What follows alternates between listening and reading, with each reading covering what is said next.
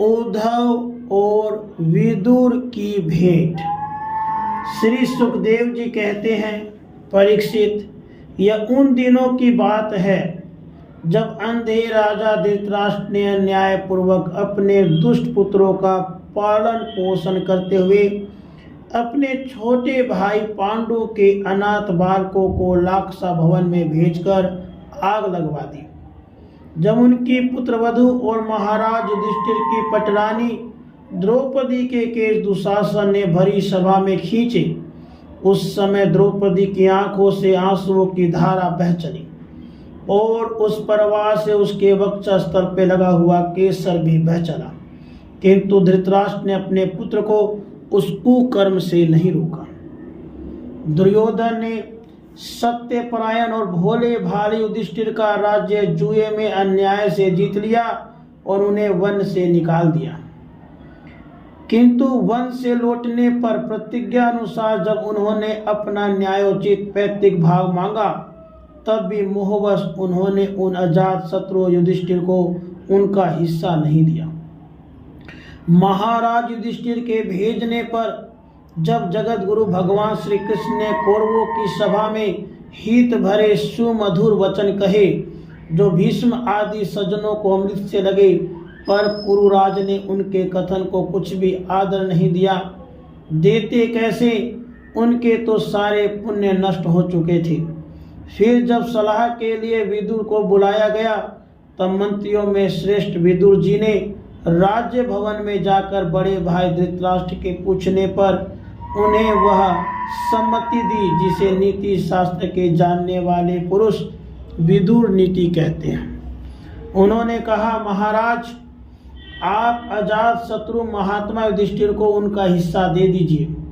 वे आपके न सहने योग्य अपराध को भी सह रहे हैं। भीम रूप काले नाग से तो आप भी बहुत डरते हैं। देखिए, वह अपने छोटे भाइयों के सहित बदला लेने के लिए बड़े क्रोध से फुफकारे मार रहा है।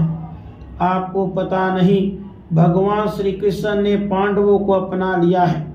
वे यदुवीरों के आराध्य देव इस समय अपनी राजधानी द्वारकापुरी में विराजमान हैं। उन्होंने पृथ्वी के सभी बड़े बड़े राजाओं को अपने अधीन कर लिया है तथा ब्राह्मण और देवता भी उन्हीं के पक्ष में हैं। जिसे आप पुत्र मानकर पाल रहे हैं तथा जिसकी हाँ में हाँ मिलाते जा रहे हैं, उस दुर्योधन के रूप में तो मूर्तिमान दोष ही आपके घर में घुसा बैठा है। यह तो साक्षात भगवान श्री कृष्ण से द्वेष करने वाला है। इसी के कारण आप भगवान श्री कृष्ण से मुख होकर श्रीहीन हो रहे हैं। इसलिए यदि आप अपने कुल की कुशलता चाहते हैं तो इस दुष्ट को तुरंत ही त्याग दीजिए। विदुर जी का ऐसा सुंदर स्वभाव था कि साधु जन भी उसे प्राप्त करने की इच्छा करते थे, किंतु उनकी यह बात सुनते ही कर्ण, दुशासन और शकुनी के सही दुर्योधन के होठ अत्यंत क्रोध से फड़कने लगे और उसने उनका तिरस्कार करते हुए कहा, अरे, इस कुटिल दासी पुत्र को यहाँ किसने बुलाया है? यह जिनके टुकड़े खा खा कर जीता है, उन्हीं के प्रतिकूल होकर शत्रु का काम बनाना चाहता है। इसके प्राण तो मत लो, परंतु इसे हमारे नगर से तुरंत बाहर निकाल दो। भाई के सामने ही कानों में बाण के समान लगने वाले इन अत्यंत कठोर वचनों से मर्माहत होकर भी विदुर जी ने कुछ बुरा न माना और भगवान की माया को प्रबल समझकर अपना धनुष राजद्वार पर रख वे हस्तिनापुर से चल दिए।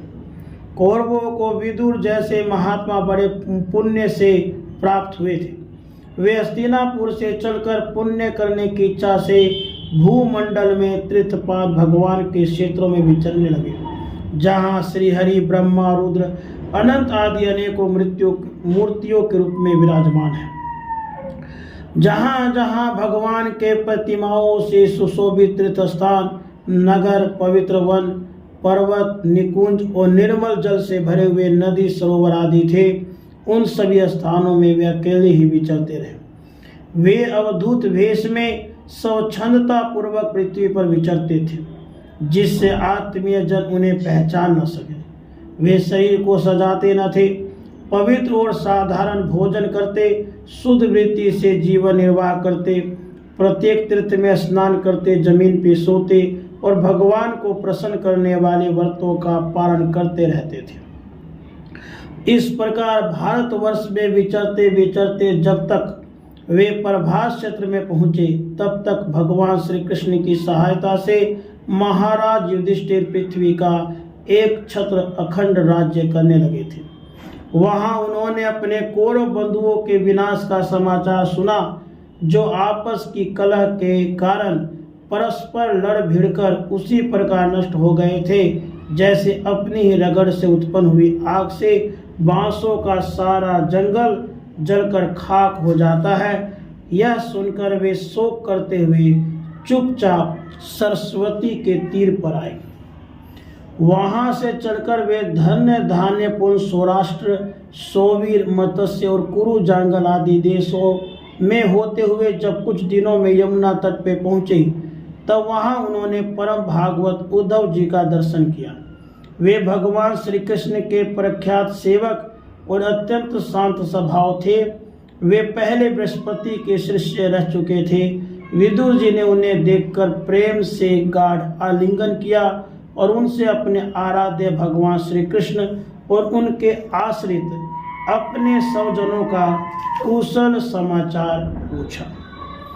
राधे कृष्ण, राधे कृष्ण।